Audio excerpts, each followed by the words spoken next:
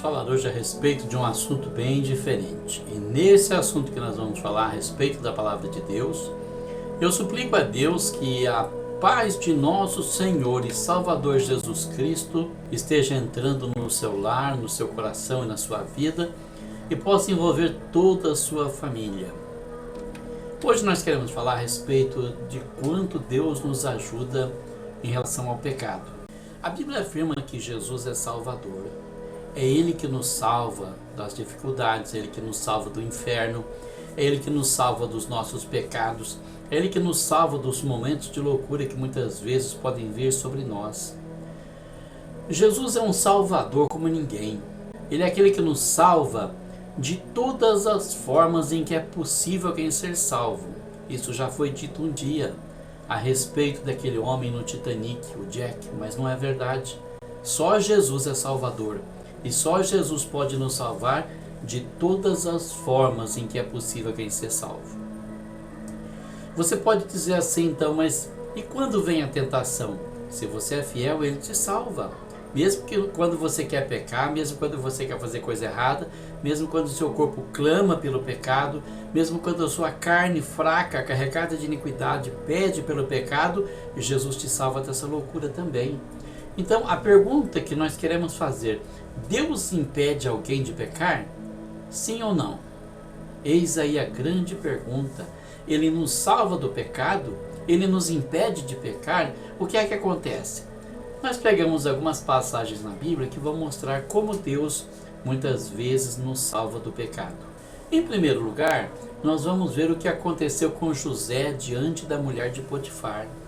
Gênesis capítulo 39, versículos 7 até o 9, está escrito assim: E aconteceu depois destas coisas que a mulher do seu senhor pôs os seus olhos em José e disse: Deita-te comigo. Porém ele recusou e disse à mulher do seu senhor: Eis que o meu senhor não sabe o que há em casa comigo, entregou em minha mão tudo o que tem. Ninguém há maior do que eu nessa casa, e nenhuma coisa me vedou, senão a ti, porquanto tu és sua mulher. Como, pois, faria eu tamanha maldade e pecaria contra Deus? Olha a consciência de José. José era tão consciente da confiança que o seu senhor tinha nele.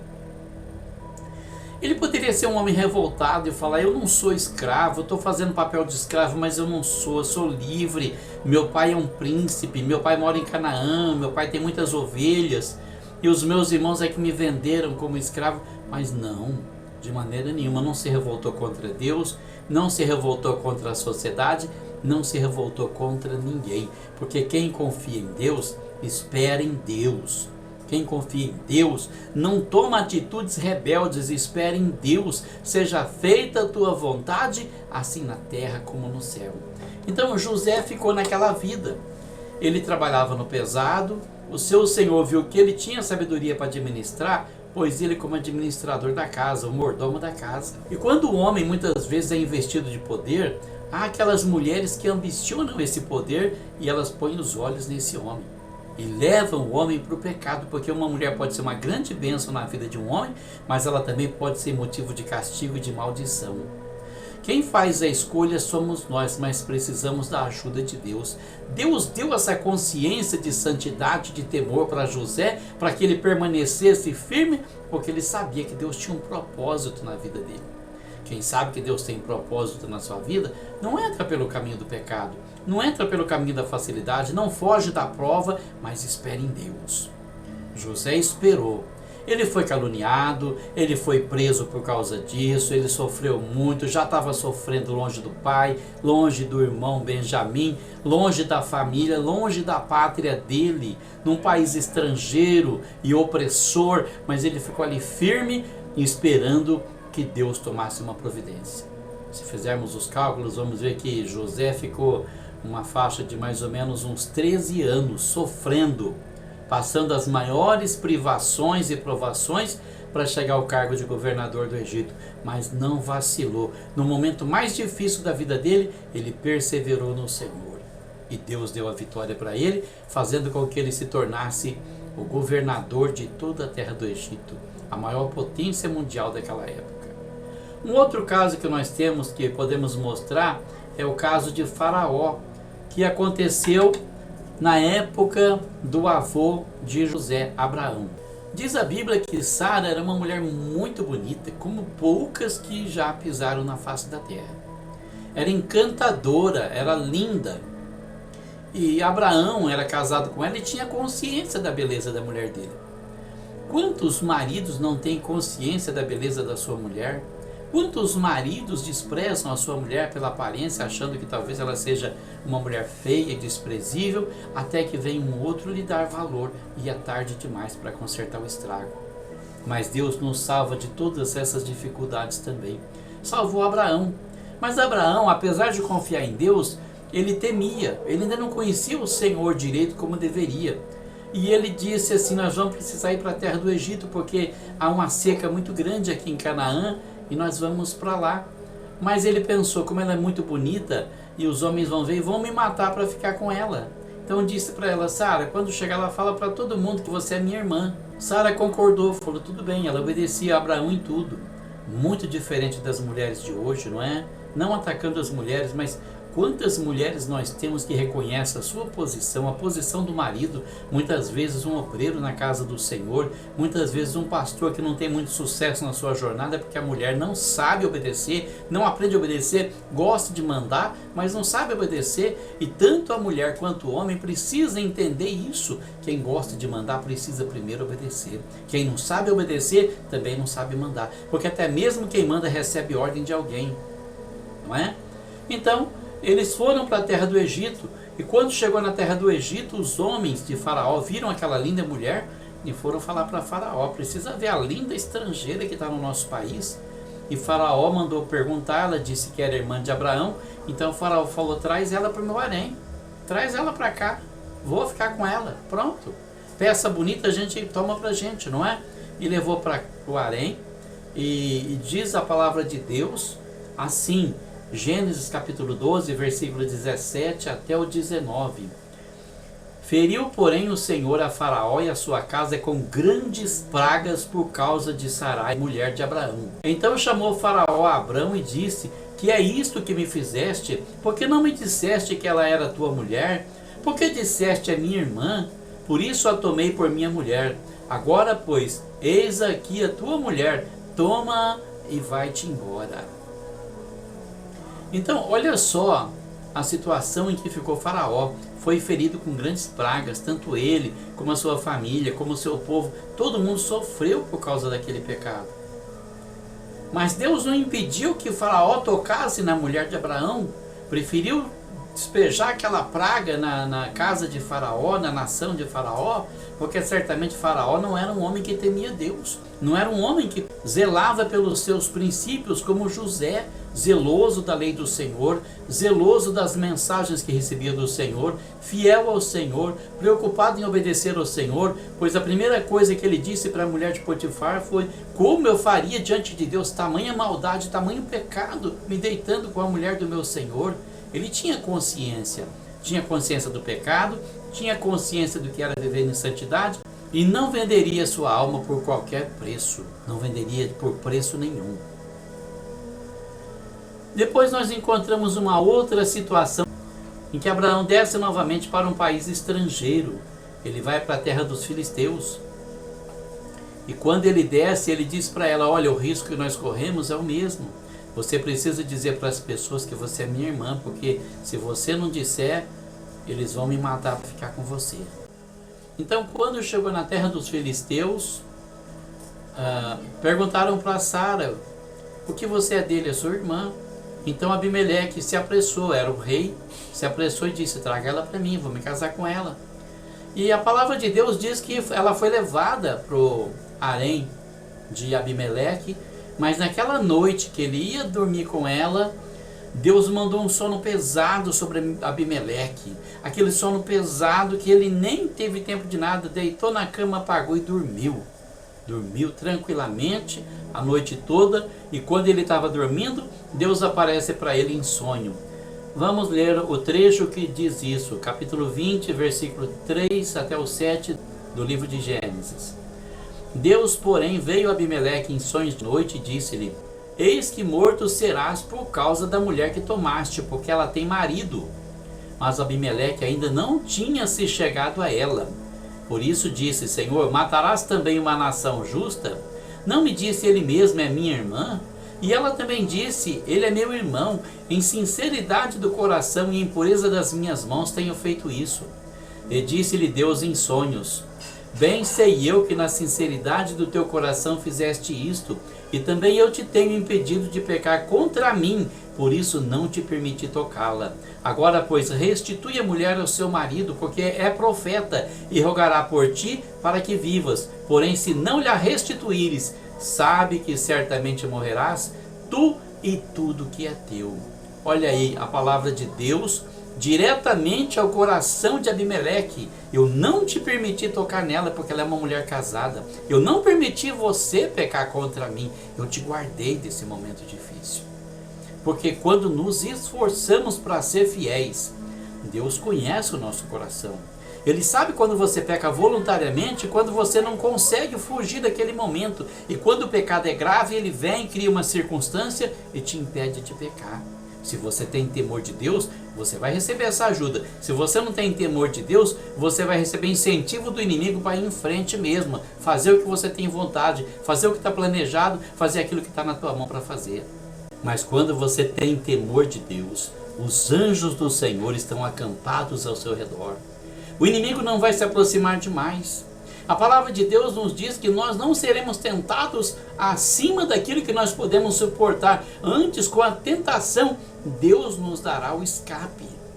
Se você tem temor de Deus, se você se esforça para servir a Deus, se você quer ser fiel, ainda que o inimigo traga toda a sugestão de pecado, mas Deus vai mandar o escape na hora da tentação para que você não precise pecar. Se pecar é responsabilidade tua, você pode fugir do pecado. Tem uma outra situação na Bíblia, a situação em que um homem se deitou com a sua madrasta, Rúben, filho de Jacó. Enquanto José se esforçava para ser fiel e fugir do pecado, seu irmão mais velho começou a se sentir tentado pela sua madrasta Bila. Jacó tinha 4 mulheres, 2 eram esposas e 2 concubinas que eram escravas ou criadas das suas esposas, mas acabou se tornando mulheres dele também. Ele teve 12 filhos ao todo com essas 4 mulheres, e Bila era serva de Raquel. Mas o tempo passou, e Rúben, que era filho de Leia, ele se tornou homem.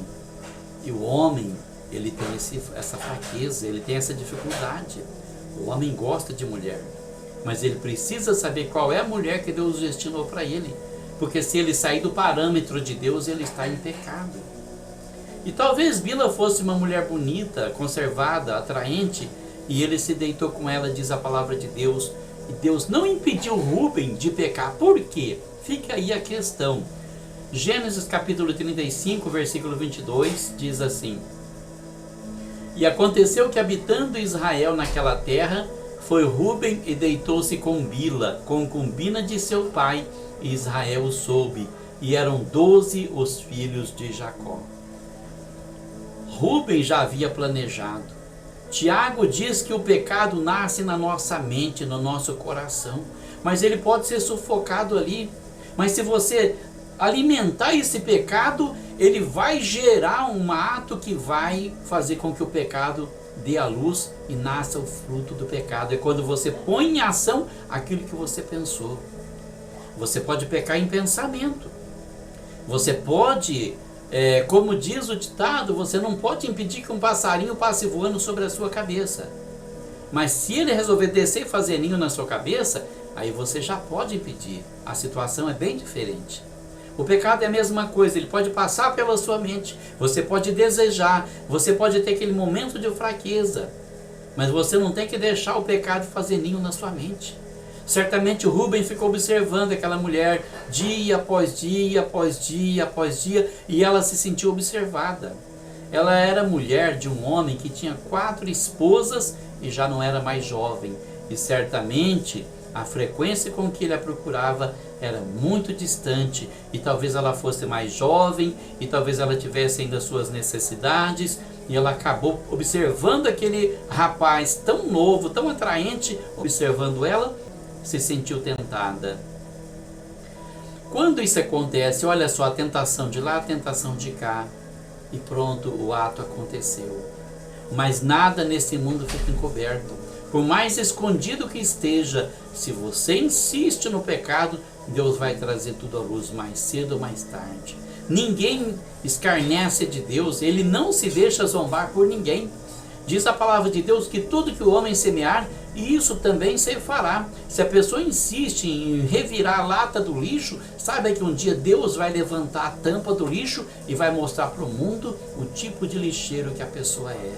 Assim como Deus honra aqueles que obedecem, aqueles que o exaltam, aqueles que o glorificam com a sua vida e com as suas atitudes, com um bom testemunho, também Ele vai abater aqueles que zombam da sua palavra, aqueles que fingem santidade, aqueles que vivem arrotando santidade para todos os cantos, mas debaixo de um pano está fazendo tudo aquilo que Deus condena.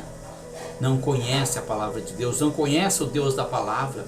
Pensa que pode zombar de Deus, pensa que zomba do povo de Deus, mas vai receber a justa retribuição. Lá no finalzinho do livro de Gênesis, quando Jacó vai distribuir as bênçãos, Rúben era o mais velho, merecia a primogenitura, mas Jacó diz para ele: você perdeu a primogenitura porque você manchou o meu leito quando se deitou com a minha mulher. Você pecou contra mim e perdeu a bênção. A primogenitura vai passar agora para outro dos seus irmãos. E é isso aí, quando você peca, você perde a bênção. Temos ainda um outro exemplo de Abimeleque também. Talvez seja o mesmo Abimeleque, eu não sei. Ou talvez seja o filho daquele Abimeleque, não pesquisei. Ele era rei da Filístia. Quando Isaac desceu para a terra dos filisteus por causa da fome, levando Rebeca, também uma linda mulher, e cometeu o mesmo erro, disse para ela: diga a todos que você é minha irmã, para que eles não me matem por amor de você. E dizendo ela que era irmã dele, todos os homens daquele lugar começaram a elogiar aquela mulher. Como ela é linda, como ela é linda, que mulher linda, alguém precisa se casar com essa mulher. Mas Deus não permitiu que ninguém tocasse nela também. Gênesis capítulo 26, versículo 8 até o 11 diz assim: e aconteceu que, como ele esteve ali muito tempo, Abimeleque, rei dos filisteus, olhou por uma janela e viu. E eis que Isaac estava brincando com Rebeca, sua mulher. Então chamou Abimeleque a Isaac e disse: eis que na verdade é tua mulher. Como pois disseste a minha irmã? E disse-lhe Isaac: porque eu dizia, para que porventura eu não morra por causa dela. E disse Abimeleque: que é isso que nos fizeste? Facilmente alguém desse povo teria se deitado com a sua mulher, e tu terias trazido sobre nós um grande delito. E mandou Abimeleque a todo o povo, dizendo: qualquer que tocar neste homem ou em sua mulher, certamente morrerá. Olha, a segunda vez que Deus livra Abimeleque de cometer um pecado. Primeiro com a mãe de Isaac, depois com a esposa de Isaac. Se você for fiel, Deus permanece fiel. Ele não será fiel porque Ele já é fiel. Ele só vai permanecer na sua fidelidade. Ele vai te guardar em todos os teus caminhos. Não existe outra forma de escapar do pecado a não ser pelas mãos do Salvador. Só Jesus pode te salvar do inferno, mas Ele te salva também do pecado, Ele te salva da ruína, Ele te salva da vergonha, Ele te salva da humilhação, Ele te exalta perante as pessoas que te humilham, Ele te eleva diante daqueles que te desprezam, para mostrar que Ele é Deus, Ele é Salvador na tua vida. O teu Salvador não dorme, não cochila, não vacila para te salvar. Confia nele, confia no Senhor, entregue o teu caminho ao Senhor, confia nele e tudo mais Ele fará. Que Deus abençoe você, que Deus abençoe a sua família, que Deus abençoe o Brasil, que Deus abençoe o nosso presidente, que dirige esta nação de forma a nos trazer paz e prosperidade em nome de Jesus. Deus te abençoe.